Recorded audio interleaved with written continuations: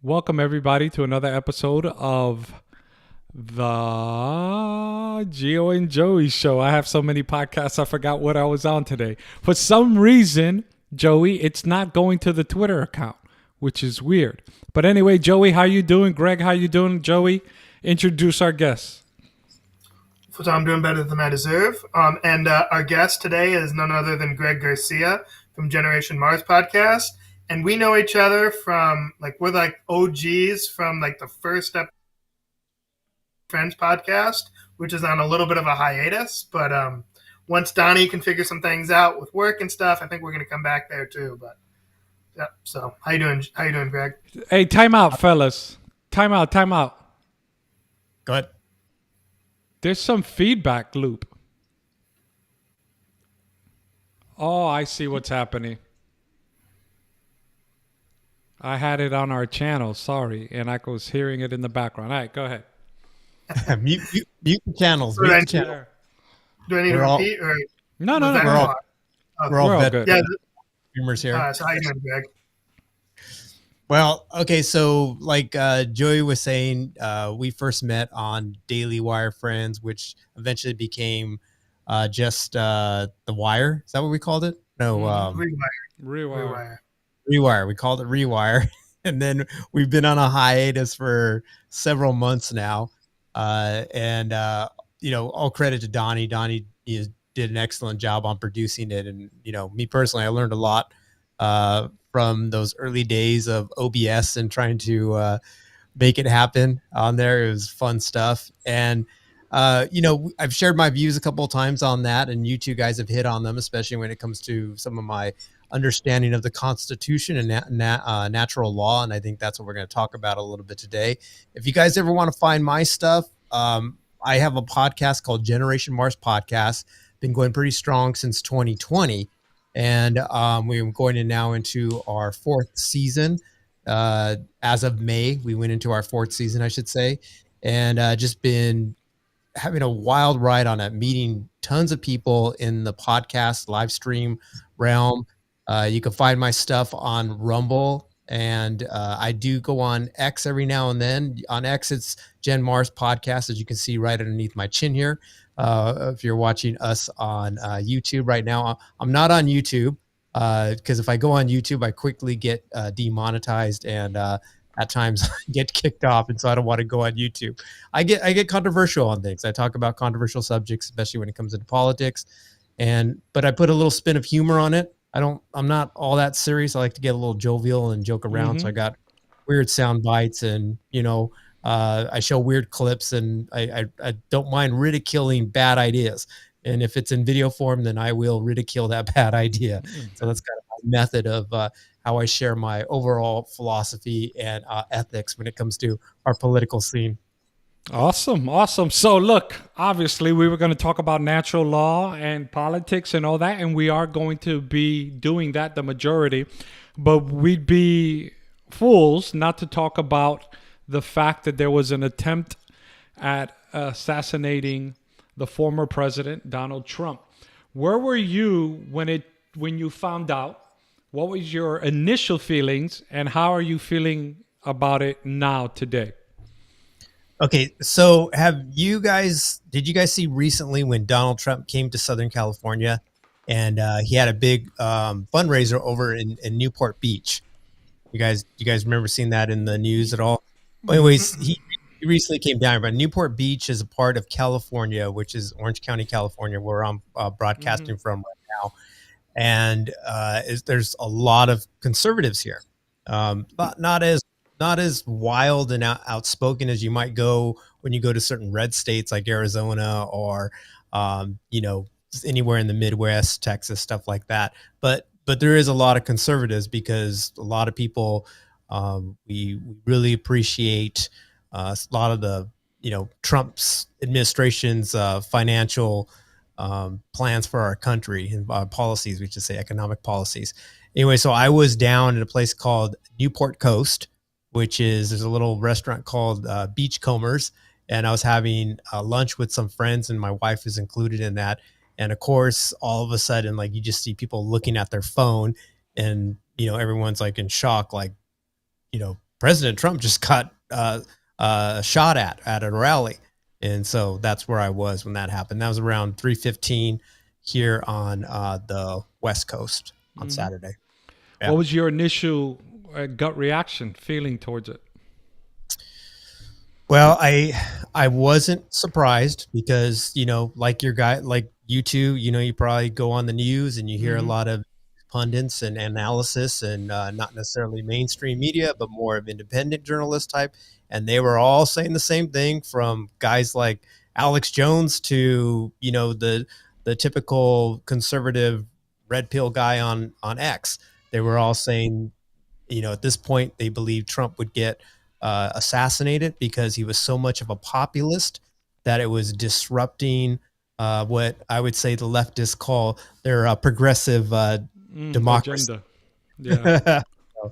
So I wasn't surprised.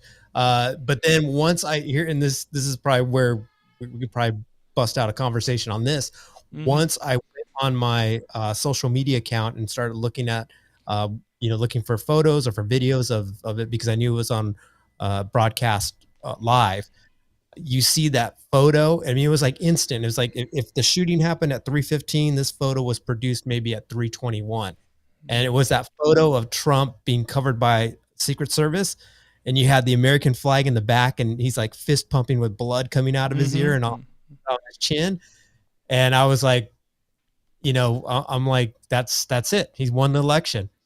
He wasn't killed. And that picture right there, because people don't understand like the in and outs of, most people don't understand the in and outs of policy and, what's going on in the background when it comes to, different parties, the Democrat or the Republican parties are the candidates. They just see little quick shots of something they said, or they see pictures of them, kissing a baby or at a restaurant or whatever. And that's what basically wins politics to the common man. And so when I saw that picture, I'm like, yeah, there's no coming back. I can imagine a power broker like Barack Obama just sitting there looking at that picture going, yeah, it's over. Call it in, boys. We're not doing this one this year. Joey, what about yourself? Where were you when you got the news? You're muted. Sorry. I'd gotten back from church and I was chilling on the farm with my dogs, and I look at my phone and somebody had a tweet and it said Trump gets shot at, is all the tweet said. And I'm like, that's ridiculous. And then I watch the video, and at first I see like his hand reach, and then he goes down, and I'm like, this has got to be a spoof. So I watched it again, and then I'm like, oh, wait a minute. This is happening. And my first thought was like shock, like horror, right? Because listen, I may not always be the Donald's biggest fan, but first of all, he's a human being. And secondly, right, he is, he's the former president of the United States. An attack on a former president is an attack on our country. And so when I saw it, I was horrified. But then as news started coming in and we found out that he was okay, I was grateful. And then as more details came in, how close it was, right? Like because I saw some reports, because the story changed. So at first it was he got grazed by a bullet, but then the second thing, some people started saying that his teleprompter got hit and the glass from the teleprompter hit him. But that turned out not to be true. The first thing was true. He did get grazed by a bullet. And the way it grazed him, he had turned his head to look like behind him. I forget what it was. But as he turned his head, that's when it grazed his ear. If he had not turned his head, it would have gone through like the back of his brain. And so it was very close to being an American tragedy. Yeah, I was going to put that on the screen. I was just having a little technical issues, but I think we can put it on the screen. Where did it go? No, it's Greg. We don't want Greg on the screen. So yeah, that's how close, for those looking in the audience, that's how close it came. It was because he turned his head like that, it grazed his ear. Had he remained the way he was looking, it would have been, unfortunately, it would have been a kill shot, and that would have been devastating for the country. Myself, Yeah, myself, I was out for a walk. Saturday afternoon walk. I live in Sam Houston National Forest. I was out for a walk, nice and hot in Texas, and I had one of my church leaders send me a text. They tried to shoot Trump. And, at first, that's all he said. He didn't provide any pictures or anything, so I immediately went online. And my initial reaction is, things are going to get worse, man.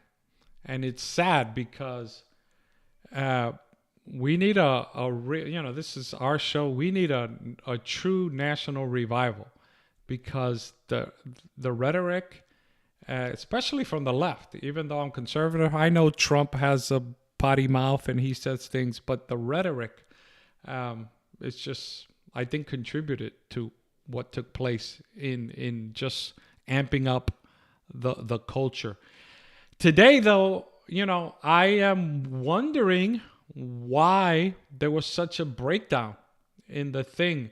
And your thoughts on that now that you've had, Greg, several days to look into it and assess from your point of view. Okay, so, full disclosure, I think all of us here, hold to a Christian faith. So yeah, we can talk Christianity here, so feel free. Because I know later on we're going to talk about natural law, but of course we're going to come from a perspective of, where we believe the creator is the God Almighty. But one thing I did see that caught my interest is I had some things to think about because I was, I'm a news hound. So I'm sitting there looking at all the different posts and this and that. So there's this guy, Brandon Briggs. And I guess 3 months ago, he had said he had some kind of, prophetic dream or something like that. I'm usually not one for that kind of stuff. I have more of a reformed faith and a little less of the charismatic thing. But I was interesting because he said some things that were really on the nose when it came to the assassination attempt on Donald Trump. And that was that the bullet was going to graze his ear and miss him. And then he later on said in the dream that he had that apparently things were going to start to fall away soon after that. And what he meant specifically was like the legal cases and the prosecution that was against Donald Trump. And so then, of course, this morning we heard that judge on the document Jack Smith case. Yeah, the document case, she dismissed it. And I was like, oh my goodness. And I did get a sense of like, I heard in Hollywood, I'm here in Southern California. I heard in Hollywood and San Francisco, people are walking around the streets with their Make America Great Again hats. And they were just, no one was saying nothing to them. And that's very bold for culturally out here in Southern California or on the West Coast in general. And so I think there's going to be a tide. I think people are waking up to the ridiculousness of a lot of this liberal progressive policies and seeing how it doesn't work. And it actually kicks against what we do naturally. And maybe that's part of our discussion that we have later on. But that's what I think is happening. I think there is a turnaround, and I'm not trying to be super optimistic, but I'm just looking at things evidentially and going, okay, I'm going to have an open mind to what I see, even though, I always get very leery when someone says, the Lord told me this. Yeah. Yes, I know. Prophecy. I'm like, well, are you Paul the Apostle? Because according to the scriptures, all prophecy's been written about Jesus Christ. We don't need to. Yeah. And Deuteronomy has, I think it's Deuteronomy 13, 1 through, you just read the chapter. I think it's 13. I'll look it up here just to confirm for the audience. But it talks about that even if somebody prophesies correctly, right? So it's not that they prophesied incorrectly. You still have to be cautious about their life because if they're going to lead you astray from God, then even if they prophesied correctly, you need to ignore it. So it could be the fact that he prophesied correctly, but you'd still have to see his overall teachings to see if this guy is really a follower of Jesus Christ. Joey, your thoughts now after several days gone by since Saturday of what's happened? Mute. Sorry, Bro. I don't really like getting into, especially like, let's just say this. I think that there's a lot of theories, and at the end of the day, I don't know what happened, and so I don't like speculating. All I know is that what happened was obviously awful, and the biggest thing that I would want people to take away is don't let this guy. I'm not even going to say his name. It's out there, but don't let him be the center of this story. I'm just looking down at his picture now, but Corey Competor, he was the firefighter, fire chief, and father who dove on his daughter and wife and took a bullet and died. He just recently turned 50. And what I think is, like, listen, and this is the other point I want to stretch, and this I think kind of will go into the natural law conversation, but at the end of the day, the number one thing about our politics is, like, it should advance human dignity, right? And the Imago Dei. And I feel like what we've gotten into, where we have this situation, right? And listen, obviously I think we've had more examples of the left engaging in political violence, but there's been some right-wingers and stuff. And at the end of the day, I think what it is it's this breakdown of seeing the image of God in our political opponents. So it's like, listen, I think Joe Biden is wrong about virtually everything. And yet he was still made in the image and likeness of a holy God. And I would not support anyone taking, the rifle and going after him. And when I don't know if anybody's familiar with Destiny, the kind of liberal YouTuber.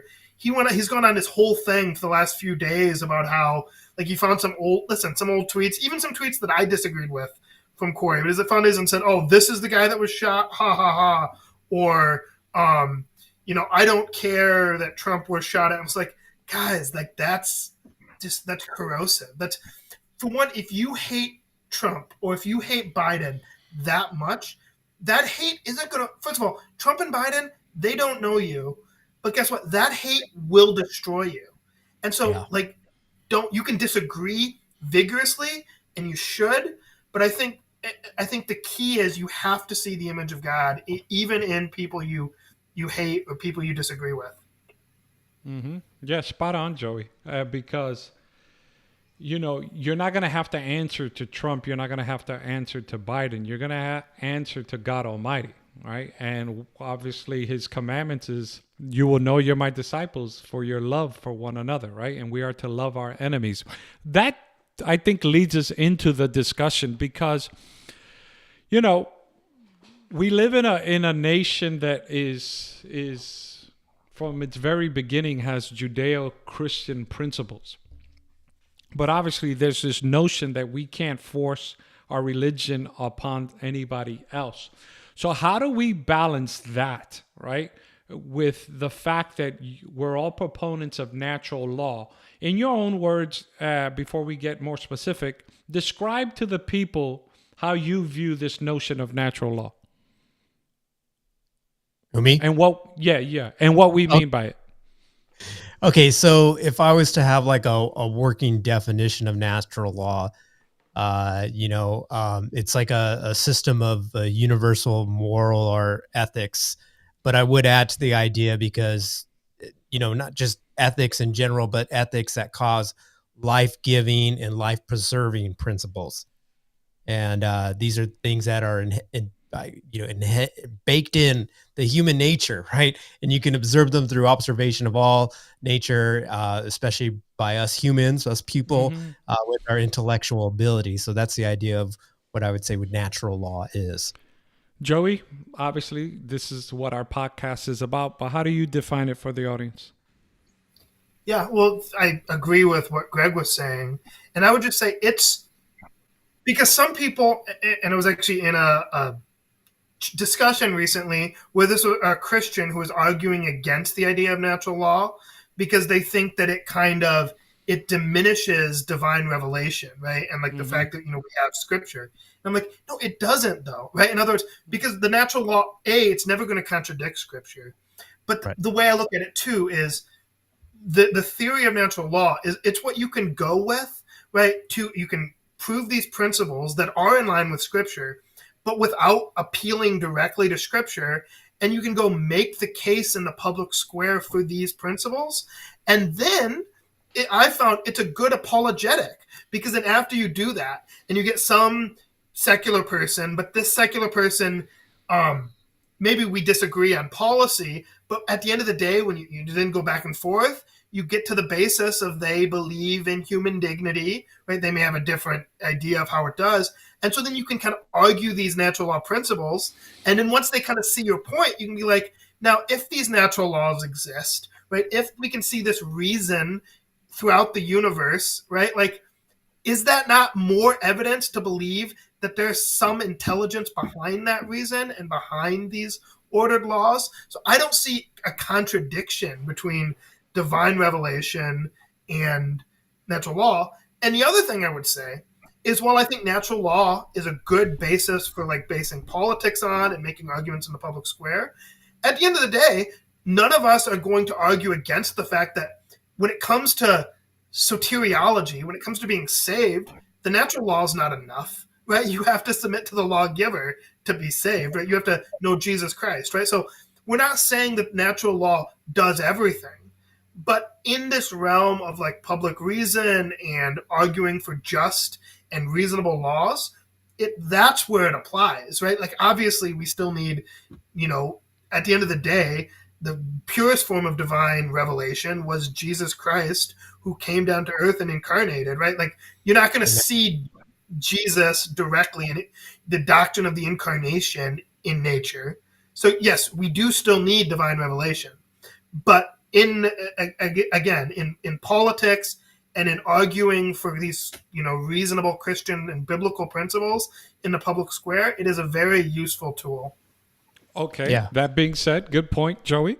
That being said, Greg, how do we use those principles, right? Because as Christians, we don't hang our faith, right, at the door of politics, right? Right. Our whole being informs us, but how do we balance that? Okay, so I'm still kind of hanging on to what Joey said about a Christian saying, "I don't see natural law. How can we marry Christianity and natural law?" Well, Read your Bible.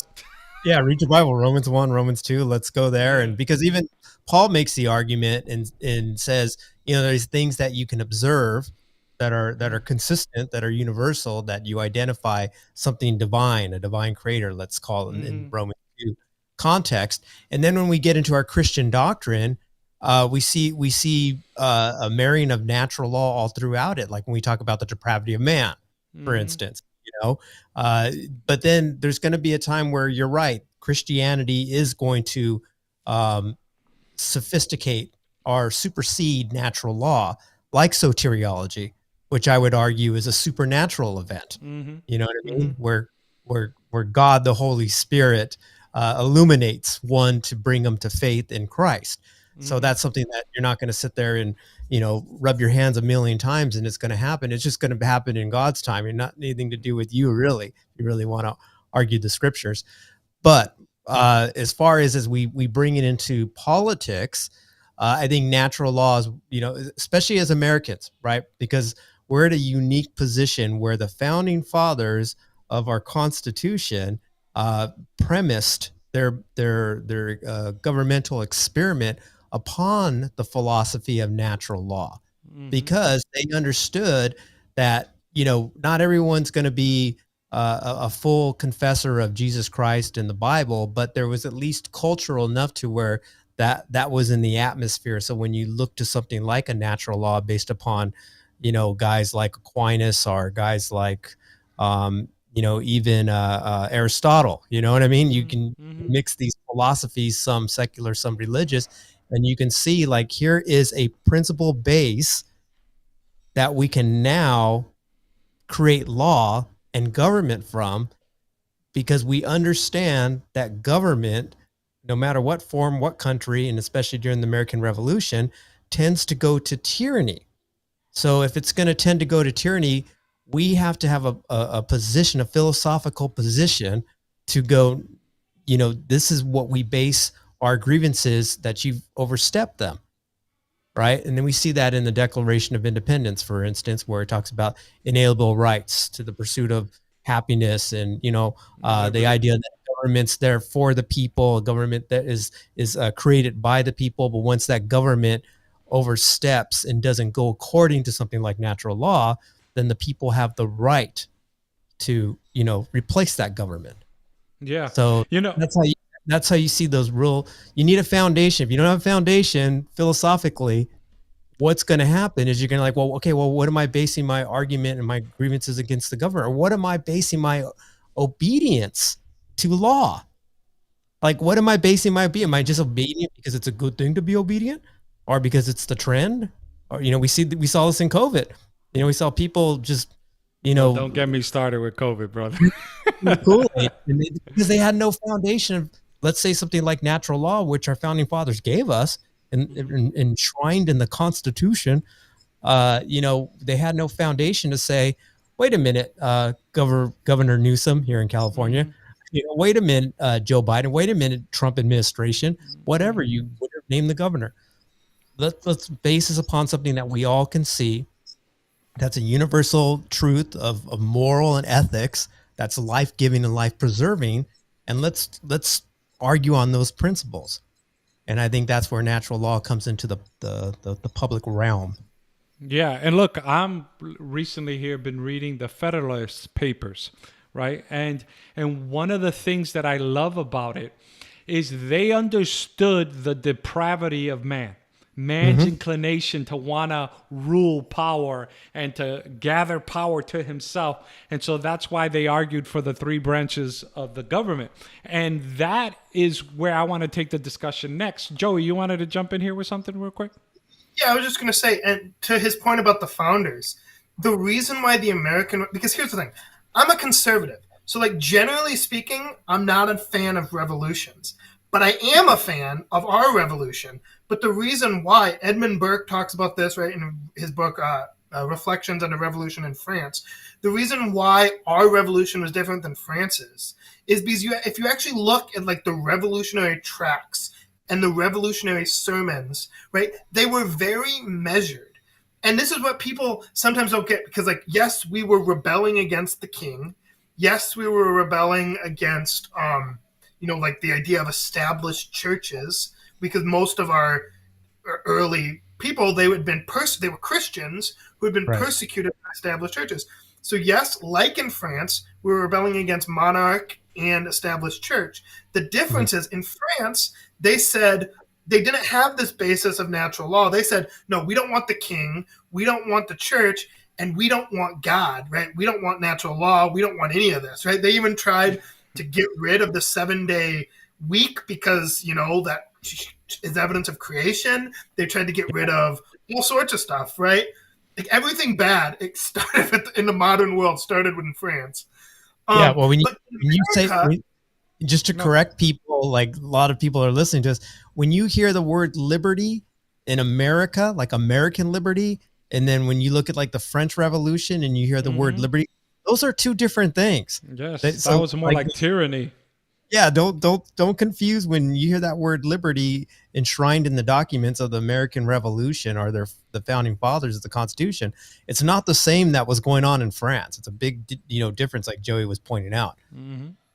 Now, what I would say, and maybe we'll get into this because I know you wanted to move the conversation in one way, but I would say is I think some of what we're seeing today, right, is that other definition of liberty has started to take hold in our society, right? So in other words, it's why, listen, I'm all for freedom, right? And I'm for the individual, right? Because there's some conservatives now in some corners that want to go against individualism and say that that's in opposition to the family. I don't actually think that's true, because I'm for individualism and that rights start with the individual, right? Because if they don't, the government can take them away.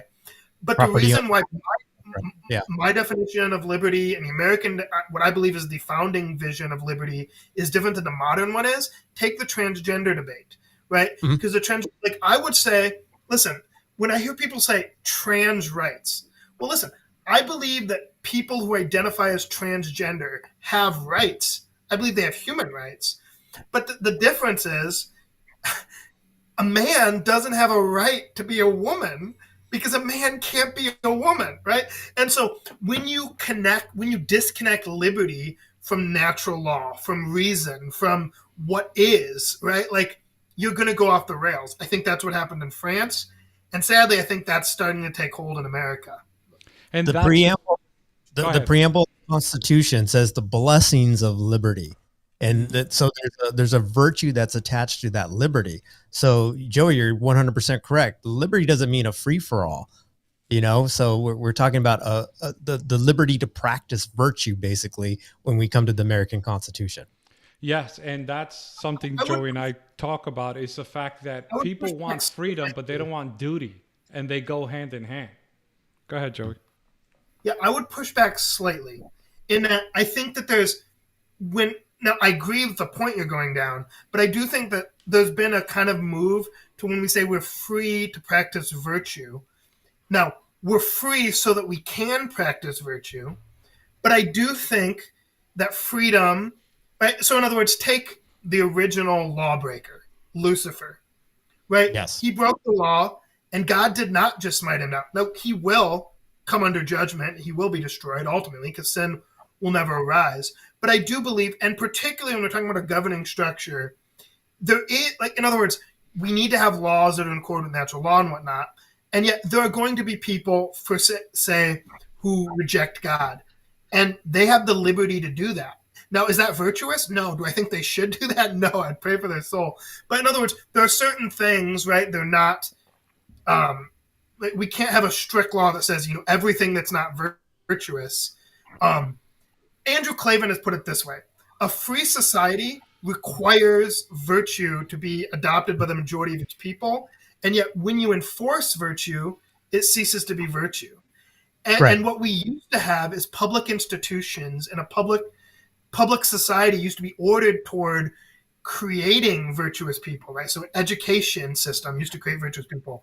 The churches used to create virtuous people. That's part of the reason why churches are free, is because they're needed for that. Now, they're free also because we have a right to worship God, but also we have a duty in those churches to cultivate that virtue that free society needs. So there is a paradox there, right? In that, yes, you have some freedom to do unvirtuous things, but the more you do that, you break down the system where freedom can no longer, if you get to a place where the majority of society has rejected virtue, then freedom's going to collapse. Well, I mean, that's what John Adam talks about, right? That the Constitution was written for moral and religious people, and it can't basically survive without it. Greg, let me ask you. So this is where I wanted to take the conversation, right? The three of us are men of faith. You're in Cali, I'm in Texas, Joey's in Michigan. We kind of span the country. When it comes to, like, let's say topics like abortion, right? How do you answer the person who says, but you're imposing your religious belief? How do you answer that person, obviously based on natural law? Yeah, so I've actually got in a conversation with a teaching colleague of mine just recently about this. And if we're going to argue on a natural law, we're going to look into nature and see where do we see, the nature, the creatures, where do we see creation, purposely killing their young, and how is that for life preserving? And, and when you do see it, you actually see it in an anomaly of some sort, certain mammals will kill their young because it's been infected or something like that. It's not a common, and it's not it defeats the effectiveness of survival in general. And so I'll start from there. I'll go in nature. We see that. So when it comes to now abortion, the topic of abortion, in anything, not just abortion, but anything, if I was going to hold a natural law philosophy, I'm going to create legislation that complements that, because I understand, right? If natural law is universal, in other words, it doesn't matter what I think about it or what I don't think about it. It's going to exist outside of my will. You know what I mean? That's we're talking about universal things. Like the sun is going to continue to have the orbit of the Earth and the other planets, and I can't do a squat about it. And if I was alive, whether I gave voice to it or not, it doesn't matter. It's still there. And so if we're talking about the continuation of the human race, abortion runs counter to that because we're looking at natural law. So any kind of legislation that I would create in the United States, especially because we actually have that foundation that we can judge, or that we can hold to a natural law, and at the same time be constitutional. I would base it upon that. So trying to bring them to the understanding of that first and foremost. Oh, my time up? No. Joey's. I know what Joey's doing. Don't worry about it. Keep going.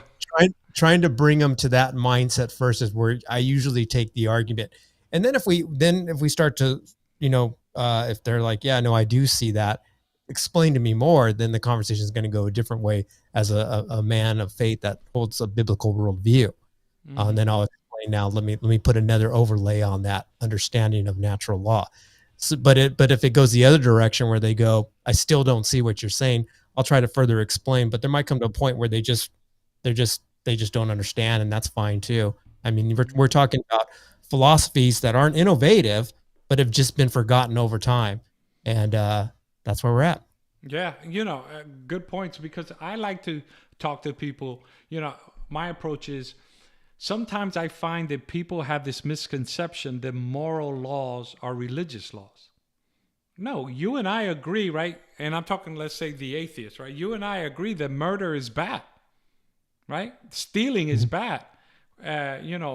Cheating on your spouse is bad, right? Jealousy to the point where you're stealing people's stuff, coveting, right? To the point where it's affecting relationships. That's bad. None of that is dependent on whether you believe in God or not. And so I try to make them recognize that, look, we pass moral laws all the time, and it's not based necessarily on religion, right? We're not doing it for religious purposes. And so I try to lead them down that path. And once they see moral laws, oh, wait a minute, yeah, we do have laws against stealing and murder and stuff like that, then that begins, some of them, to awaken their minds of how to then begin defining what is public square moral law and what is just moral law that is just between you and your creator. Joey, you want to jump in here? Yeah, I think one thing it's important to recognize, because some legal scholars have moved to this idea of positivism, right? With positivism, and there's some conservative legal scholars that have this, but I think it has some, it can be pragmatic sometimes, but it has a problem, because at the end of the day, positivism assumes that the text is not, so in other words, I'm an originalist in that I think we should look to the text, to what the text meant, so that we know what the law is. But I'm not a positivist, because I don't think that what the law is makes the underlying law. In other words, so a good example of this, among two jurists that I like, that I think were both good jurists, Antonin Scalia and Clarence Thomas. Antonin Scalia, he was a positivist. He did believe in natural law, don't get me wrong, but he was a legal positivist, where Clarence Thomas is more of what we would call like a natural law originalist, meaning he wants to know what the original intent of the law was, and also he believes in trying to understand what is the law that law was based on. And I think Thomas, therefore, was always more consistent because of that. Whereas, this is just one example, and this actually, the video that I sent Gio kind of goes to this, but so Antonin Scalia was against Obergefell, right? He was right. He came down right.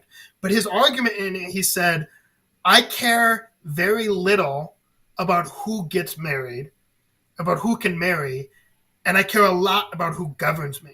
Now, he's right in a sense, right, that if gay marriage is going to be legalized, right, constitutionally speaking, it has to happen on a state level, right? And what happened with the Supreme Court is they took it away from the states, kind of like what happened on abortion. And so he's right, and that's why he came down on the right side of the issue. So, I'm not Scalia bashing, but I think Thomas was more right on the substance, because he said, well, wait a minute. Listen, at the time that the Constitution and our laws are written, right, marriage was seen as a relationship between a man and a woman. every society throughout all of human history has recognized marriage to be between a man and a woman, right? It is always, or at the very least, it has always included sexual difference, right? Because you've had some societies that maybe have polygamy, right, with one man, multiple women, but there's always sexual difference, right? And then if you look in nature, well, there's not too many dudes having babies and starting family. Like two male penguins aren't gonna lay any eggs, right? So the natural law principle, and so that's why I think Thomas's legal view is more solid, even though Scalia was a useful ally. Thoughts on that, Greg? Okay, so I kind of understand what you're talking about. Positive law. Positive law is where, you're creating laws that, society has to adhere to, but it's for the better of humans. Is that kind of what you're talking about? This is So positivism basically says that the law makes the law, basically. So because the law says that we have Second Amendment rights, we have Second Amendment rights. Now, I want to clarify, that was Antonin Scalia's legal view and how, he would argue cases. Antonin Scalia was a Christian who believed in natural law.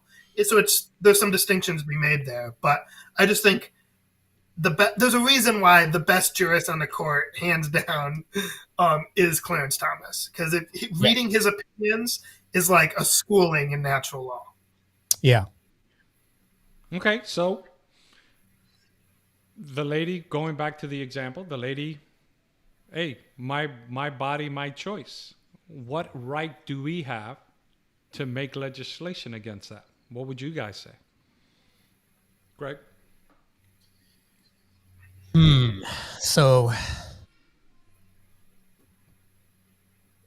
this is kind of hard because, because I'm trying to it's important to my biblical view, that all life is valuable, right? Because I hold to whether I agree or disagree with somebody, whether I agree with the Biden administration or the Trump administration, my biblical worldview says I'm praying for both of them, right? You know what I mean? So it's kind of one of those situations. And then also too, my biblical worldview does have exceptions. Like if it's the life of the mother or the life of the baby, I think the mother has the right to choose which one, or maybe even the under marriage, right? The husband and wife have the right to choose which one. And if they choose the mother's life, I see a biblical argument that says that's not necessarily an unrighteous decision. So with that said, I would say for a society, if you make abortion legal, you will suffer the consequences for it. So I would lean on the side of abortion. There shouldn't be a law that says it's good for abortion. In fact, we've even seen that. I mean, I understand that that's a real thing that people have to go through with pregnancy and stuff like that. But at the same hand, I would make the same kind of enthusiastic argument that they make and say, well, at the same time, abortion is abused to the sense where I would say it's become occultic in practice, meaning 99.9% of the abortions, that's not the true statistic, but it's pretty much there, is used as a form of birth control. And it's just sacrificing a baby's life, a sophisticated way of sacrificing a baby's life, and what we've seen over the generations of humanity in different cultures and different parts of the world. And so I'm coming from that viewpoint. So yes, I would not create legislation that justifies abortion, unless, like I said, in those real rare cases, such as if it's between the mother's health and the baby's existence. I think the family has the right to make that decision on a case-by-case basis. That's all I have to say about it, though. I mean, now if I was in a position of authority, again, writing on my biblical worldview, I would feel obligated to do what I can in my position to make sure that abortion does not exist in the United States. Joey, thoughts on that? And your views on abortion? Yeah, so if I was arguing, so the question was if I'm arguing with someone who says you can't make this law on abortion. You're imposing your religion on me. Imposing.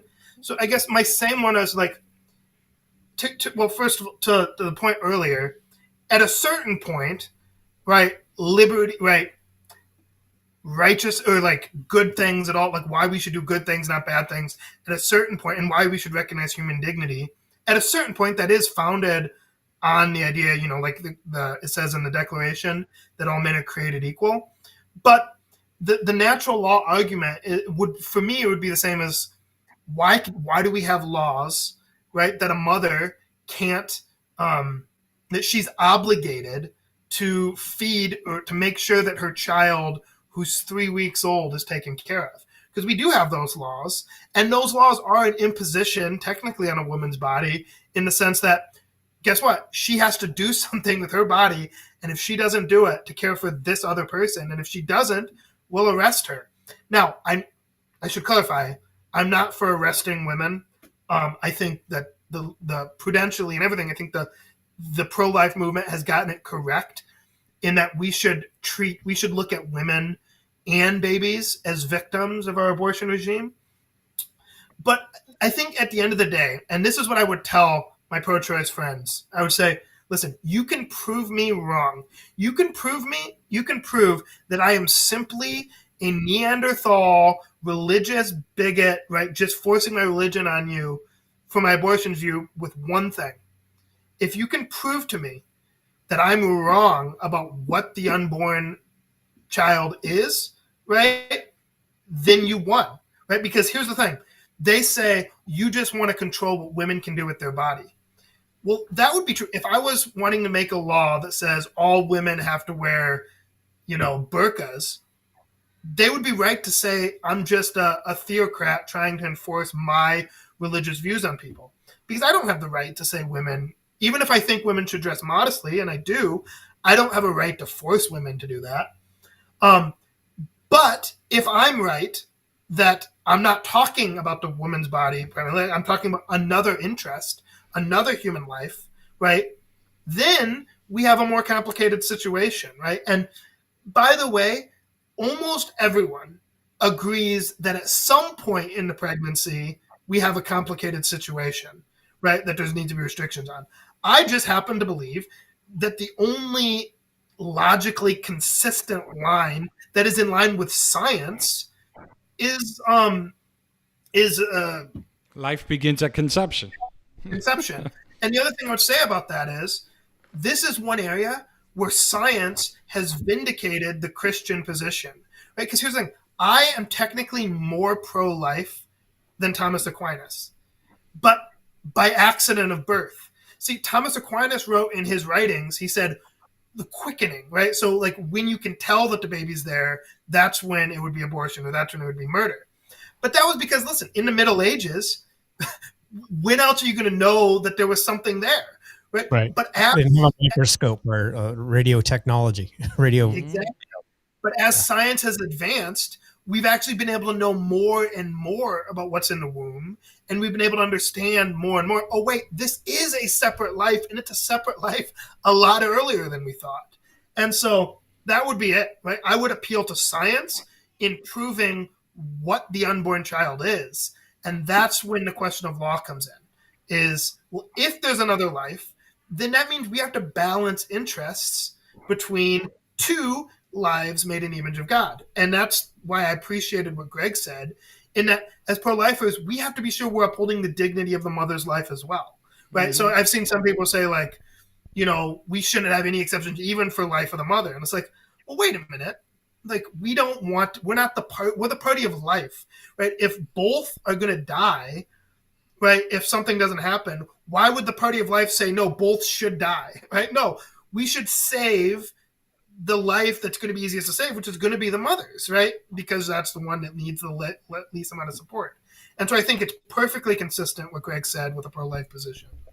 All right. So, and let me just chime in here, and then I want to take it to another direction, is that, as you both said, there's another body, right, in there. So we have two competing rights. Both people have the right to live.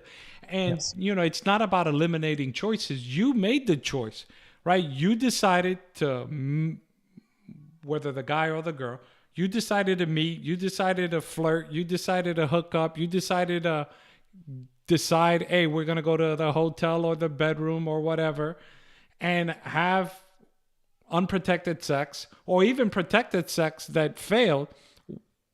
If there's a possibility of pregnancy, you had your choices all the way leading up to the actual act. Once there's a baby, now we got two competing choices, and we have to fight for the innocent normally. Obviously, present exemptions apply, but that's what we have to look at, and that is life, scientific. And I'm not appealing to scripture.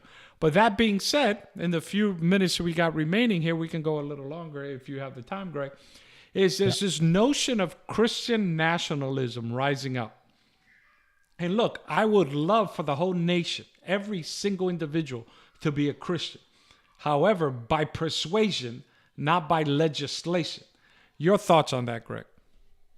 Okay, so Christian nationalism, we've all heard the different buzzwords and the way that the left uses it.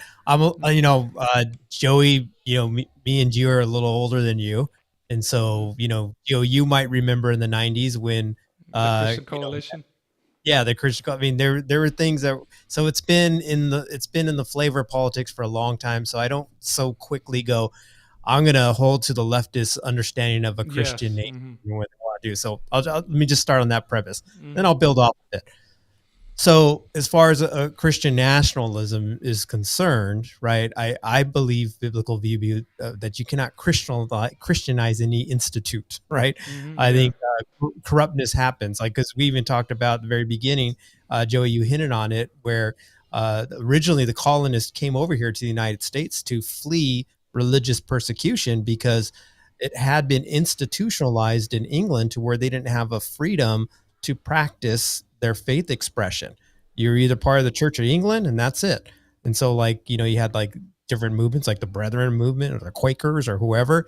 They wanted to practice a different faith expression. And so they created the West Indies Company, a trading company, came over here to the colonies under disguise of that. And that's how they came over here to practice their freedom of religion. So, we were talking about that idea of liberty. So my point being, anytime something is institutionalized Christianity, it's not going to hold to that because it was never meant to hold to that. You see what I'm saying? You can have, you can have a Christian influence for sure. And I'm 100% of that. That's why I will go very boldly in front of people here in the United States. And I will say, hey, I am a Christian. My worldview is biblical. And let me tell you about Jesus Christ, the person and work in his exaltation to get you saved. You know what I mean? I will do that because I know that's all it's about. But at the same time, we can hold to our influence and bring it into the conversation. That's why I love natural law so much, because in the sophistication of natural law, I can take my biblical worldview and go, now do you want to understand more about the creation blueprint, and give Christian doctrines? For instance, like this, I was sharing with my wife the other day because we're talking about natural law, and it's like, because she always argues with me and goes, why don't you just preach the gospel? Why do you have to talk about natural law and then set a foundation with that? And I say, well, we're talking about politics, and I don't want them to write off my thinking it's just biblical worldview and I can never agree with you, but I want to find that commonality that our founding fathers had in the Constitution and then bring a benefit to our society altogether. And then we can have that bigger conversation of Christianity or, the gospel message. But it's like this, when it comes to mathematics, for instance, mathematics is about, linear straight lines. You look at the Pythagorean triangle and things like that. And that's really basic. And that's what we learn as far as to utilize it in the day-to-day ability. If we're going to make measurements on, something we're constructing, or if we're just going to make calculations on something that we are accounting for, we use basic mathematics. But mathematics isn't perfectly linear. And in fact, when you look at something like the Pythagorean theorem, which is A2 plus B2 equals C2, it's actually within a curvature of a bigger picture, right?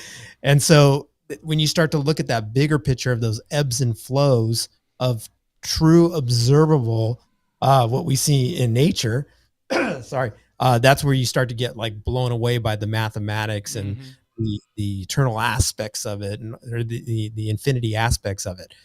But you don't need to get there to understand the usefulness of it. And so like with natural law, that's what it is. But once we understand the creator that has given us this blueprint in society, why it fails because of the depravity of man, you know, the Adam being the first sinner, we can now bring in the message of why we need salvation from that sin.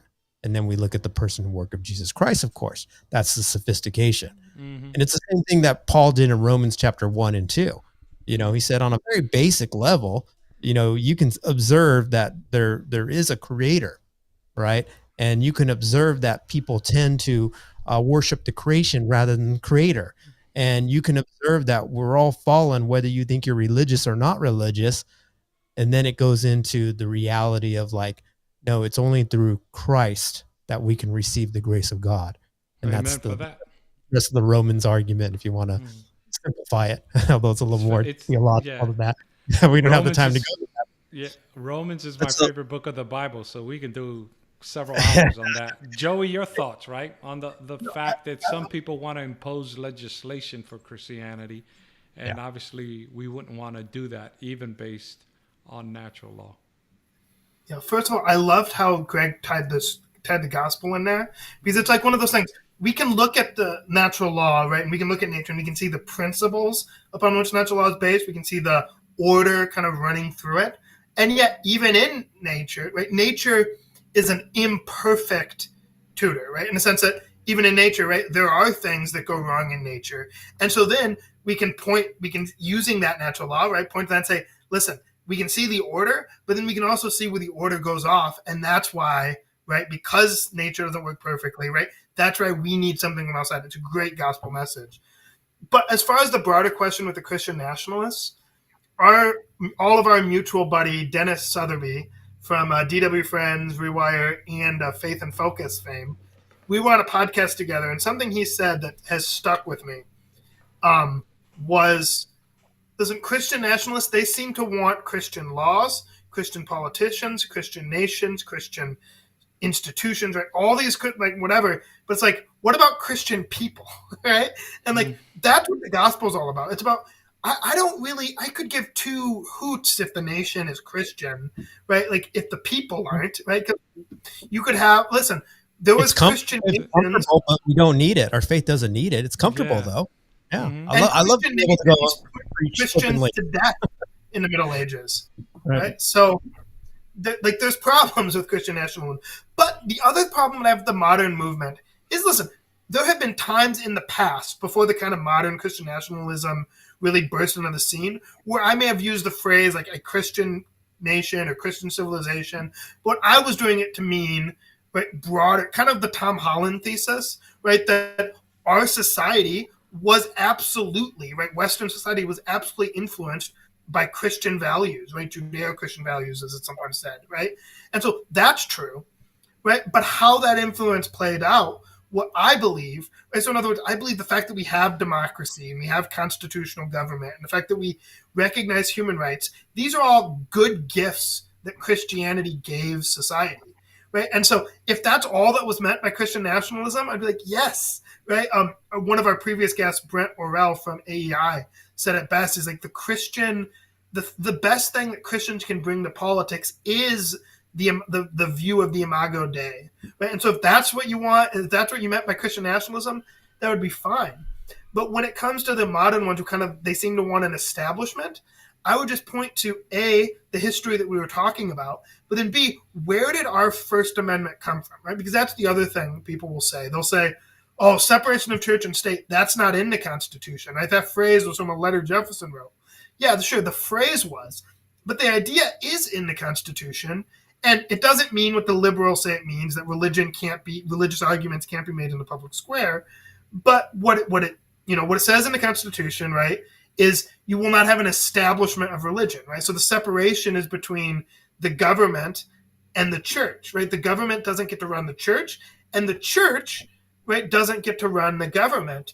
And what we see, right, Roger Williams, right, the guy who founded the Rhode Island colony, who he was a colonist, I believe, in Plymouth, right, and it was a Puritan. So the Puritans came over here for religious freedom, and then as soon as they get here, they deny religious freedom to the Baptists and to others, right, who didn't worship exactly like them.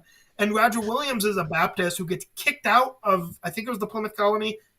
I could be wrong, but I believe it was the Plymouth Rock colony. He gets kicked out. So he goes to Rhode Island. He founds the colony of Rhode Island, becomes the state, and he bases it on this principle. You know, he's a conservative Christian. He's a Baptist.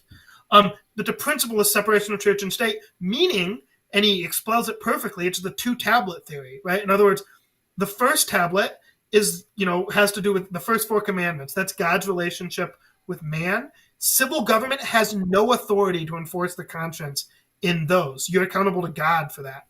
But the last six commandments deal with man's relationship with man. And of course, the state is going to have certain things to say about that, and we have to have reasonable laws in that realm. So when I say separation of church and state, that's what I mean. Right now, obviously, I think some conservatives have turned against the phrase because they think it means what every like liberal sophomore thinks it means, which is like, you keep your religious views away from me and I don't have to hear about that. And it's like, no, like actually religious people are full members of the public square. They can make arguments, right? And the Constitution has, like the Supreme Court is consistently, I believe rightfully, held the view that you have freedom of religion, but not necessarily freedom from religion in the sense that, well, you don't have to worship, but you don't get to tell your neighbor that you don't like, you know, you don't get to complain because Supreme Court justice in front of his own home flies the appeal to heaven flag. Sorry, he's allowed to do that, and he's allowed to be a Supreme Court justice. And you want him to do that too, because then you go, well, he does have a good moral principle why he's going to make the judgment. And it's not going to be done out of arbitrary. So that's good. I would put that appeal to heaven flag on your house. All you justices. The people saying it's un-American, I'm like, you know, George Washington commissioned that flag and flew it over naval ships in the Revolutionary War. So it's like, it's as American as apple pie. Okay. Yeah. And to me, and to us, I think we would agree that, you know, those who appeal to have Christianity legislated, the question is, whose Christianity? Catholicism, Baptism, Adventism, you know, Jehovah's Witness, even though, you know, I think they're not true Christians, right? But who's Christianity, right? And that's when you get in trouble. And so let's leave our relationship with God between us and our maker, and then let's navigate and let's apply natural law to laws that apply to everybody regardless of religion, right? Not murder, not stealing, not committing adultery, honoring our father and mothers and things like that deal with our relationship with our neighbor. Greg, before we sign off here, any last parting words, and let the people know where they can find your podcast?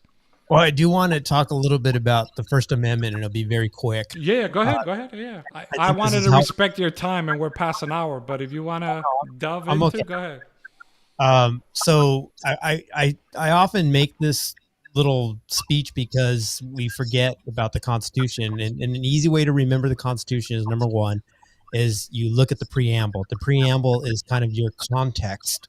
I'm just giving you reading comprehension skills. Mm-hmm. The preamble is your context that you can read into every article. It's the why we do these things and create these laws in every article. And then when we get to, for instance, like the First Amendment, you're still carrying that theme, and the overall intent of the founding fathers when they created this, if you read the Declaration of Independence, was kind of the litmus test of what the mindset was of these revolutionaries, right? It was a tyranny suppressor.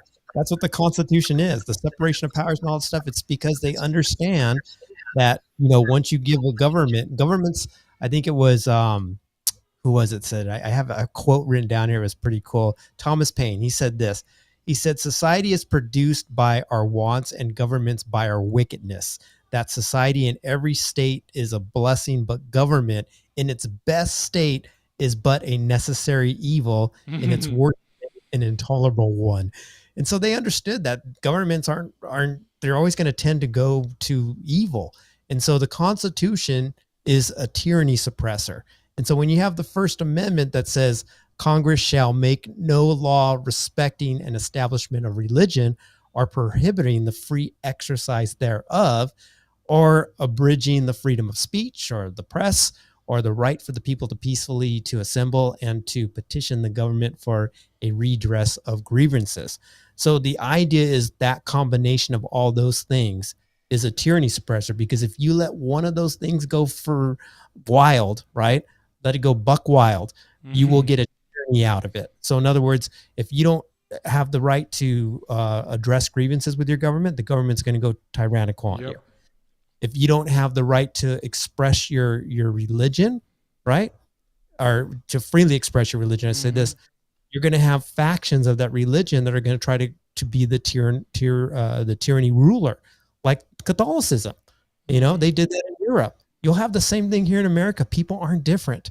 Mercy, don't get me started on that either. If one form of Christianity was the top dog, it would become a tyranny. So that's why when I hear things like Christian nationalism, for instance, I go, be careful, guys. Like, you know, you're actually going against what could be considered tyranny. So you don't want to do that, because I've heard some of my post-millennial friends talk about, oh, we're just prepping the way for God when he returns. The kingdom's going to be here.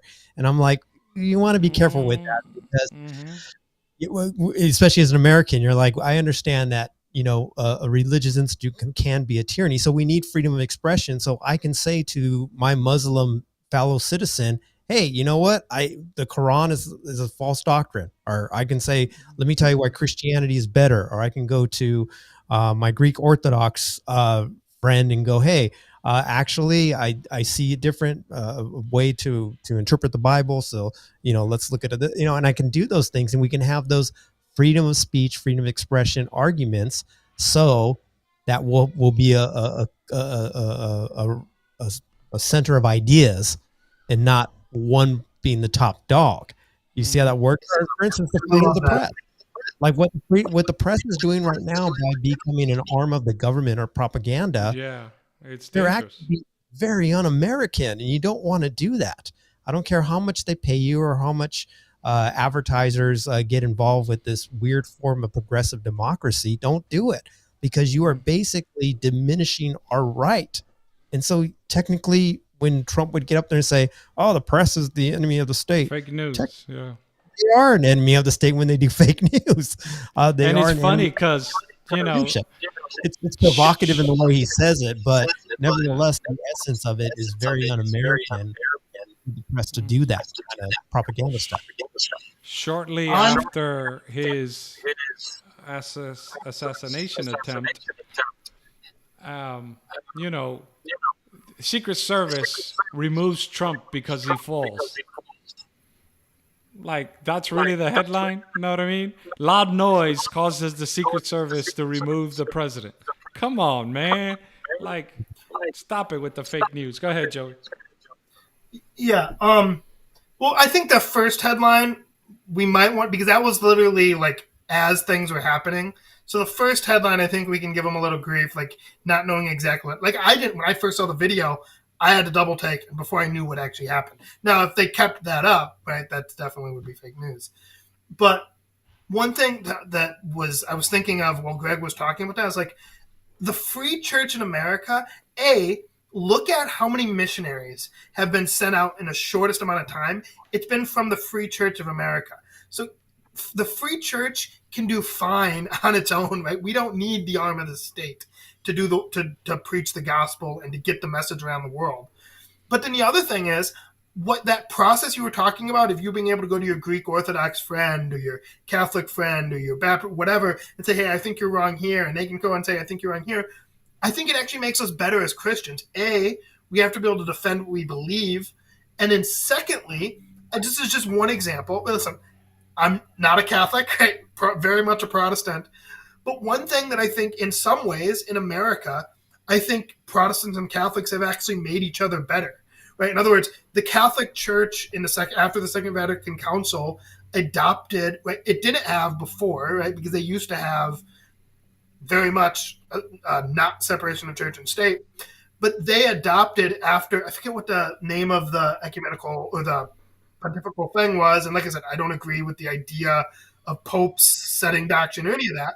But what happened after the Second Vatican Council is they came up with this thing on religious freedom, where they basically said everyone has a right to religious freedom and you can't force people. And so I think, listen, that's a way in which I think the Catholic Church got better. Now, I still don't agree with their theology. I argue it every day. But I think the church got better that way. And then another thing is, listen, if you go back to like the post-Roe period, there was a lot of conservative, evangelical, and Protestant Christians who were pro aspects of the sexual revolution, right? Pro-abortion, right? Billy Graham for a little bit was kind of pro-abortion. And these were conservatives because of various things. And Catholics were staunchly pro-life.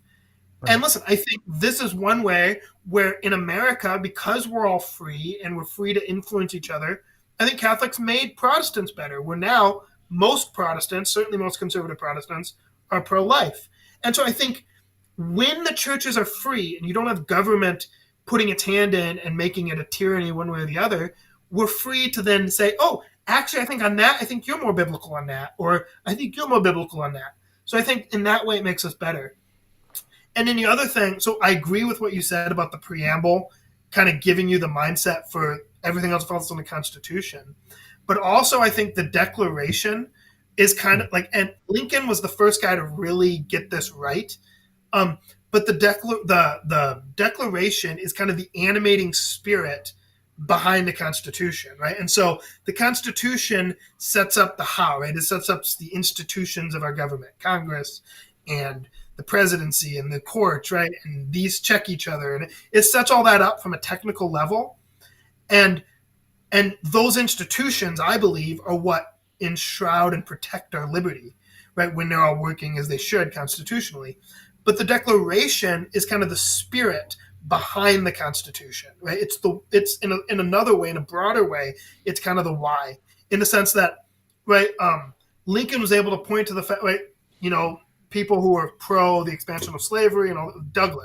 Stephen Douglas in the Lincoln-Douglas debates, he would say is like, listen, I'm for popular sovereignty, right? And what the people decide, that's what makes right on the issue of slavery. And Lincoln said, no majority can call a wrong right and a right wrong. And so I think the Declaration, and I'm wrapping up now, but like I think the Declaration is kind of, it is the more acknowledging body of our founding that acknowledged the natural law, right? Because that's where it set it up that all men are created equal. So that's just another aspect. And the author Jefferson said that his intention of the Declaration of Independence was to be, quote, an expression of the American mind. Mm-hmm. So, yeah, you're right. It's the essence. I want to read this quote from Ben Franklin, which I love, because we're talking about people wanting to impose Christianity, where the three of us want to persuade everybody to be Christians. Ben Franklin says this: when a religion is good, I conceive that it will support itself. And when it does not support itself, and God does not take care to support it so that its professors are obliged to call for the help of the civil power, it is a sign, I apprehend, of its being a bad one. When the church has to appeal to the state instead of to its own God, and God doesn't choose to save it, you better know you're going down a dark path. And so, Greg, as we wrap up, let the people know where they can find you, where they can connect with you and interact with you. Hit them up and leave us with some nice parting words. Okay, so I do a live stream podcast on Rumble every Wednesday at 6:30 p.m. Pacific time. So for you on the East Coast, it's 9:30 Eastern time. And so that's what I do is I talk about news and politics. Sometimes I have guests, but a lot of times it's just me solo rolling out my thoughts. But also too, this podcast, for instance, I'm being a lot more serious, and we're talking about very serious stuff, especially when we're talking about the gospel. But on my podcast, I'm a lot more jovial. I do a lot of humor on there too, because that's how I like to present politics. Like I said in the beginning, I like to look at the bad ideas and ridicule them. I have no problem with that whatsoever. You got a bad idea, I'm gonna scrutinize it with humor and ridicule all day long. And so I'll do that on there, especially when it comes to our political leaders. And so that's what I do on the podcast. I've been doing it for a couple of years now. Also, too, you can check out the audio version of that. I'm on Apple, Spotify, all the other podcast platforms. And if you ever want to check out any of my content, because I do produce some content, you can go on my X, which is Gen Mars Podcast. And so all those platforms, check me out. Give me a like, give me a follow, whatever you want to do. Love it. Come check my show out Wednesday, 6:30 Pacific time, 9:30 Eastern time. Thank you very much, brother Joey. Once again, thank you for inviting Greg. And until next time on the Gio and Joey Show, be blessed.